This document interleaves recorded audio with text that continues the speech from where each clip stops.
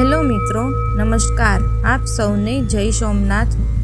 તો આપણે આજે મહાશિવપુરાણની એક બહુ પુરાણી દંતકથા વિશે સાંભળીશું. જે દંતકથા છે કે શિવપુરાણનું મહાત્મ્ય શું છે એના વિશે છે. પુરાણ કાળમાં કિરાતનગરમાં એક બ્રાહ્મણ રહેતો હતો.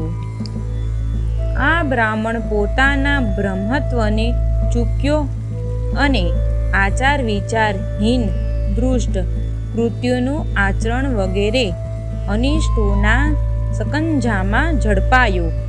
એટલું જ નહીં, પરંતુ બ્રાહ્મણ હોવા છતાં તેણે માંસ વેચવાનું શરૂ કર્યું અને આવું પાપ કર્મ કરવા લાગ્યો.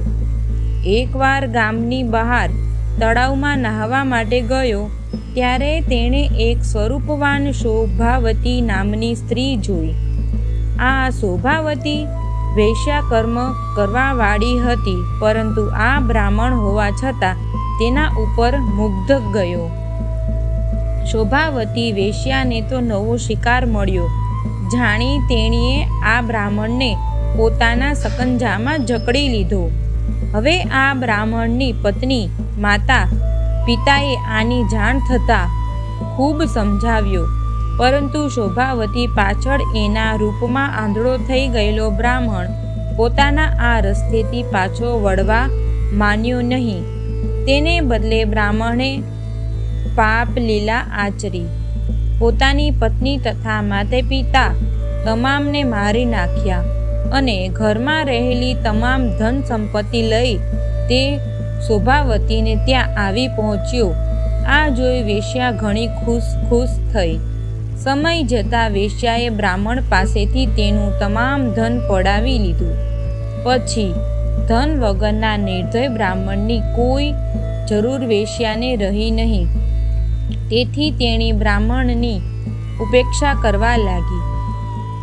બધી બાજુથી નિરાશ થઈ ગયેલો બ્રાહ્મણ વેશ્યાની ઉપેક્ષા વૃત્તિથી તંગ આવી તાવ ચડેલી હાલતમાં વેશ્યાનું ઘર ત્યજી ચાલ્યો.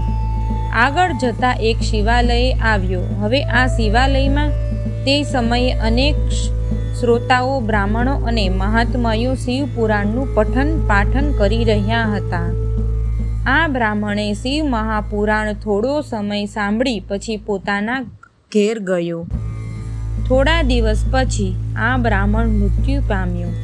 યમરાજના દૂતો તેને પાપ કર્મો માટે શિક્ષા આપવા તેને નર્કલોકમાં લઈ જવાને આવ્યા. એ જ સમયે શિવલોકમાંથી આ બ્રાહ્મણને લેવા શિવદૂતો આવ્યા. શિવદૂતોએ યમદૂતોનો વિરોધ કર્યો તો બે પક્ષના દૂતો વચ્ચે વિવાદ થયો.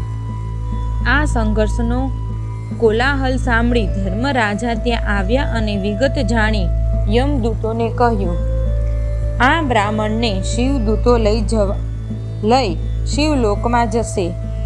આમ હે શૌકનજી, યોગીઓ અને તપસ્વીઓ, દુર્લભ એવું શિવલોક માત્ર શિવપુરાણનું થોડુંક શ્રવણ કરવા માત્રથી તે બ્રાહ્મણને વિના પ્રયાસે પ્રાપ્ત થયું.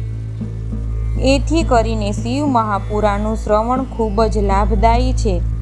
હવે એક ઘટના બીજી તમને સંભળાવું.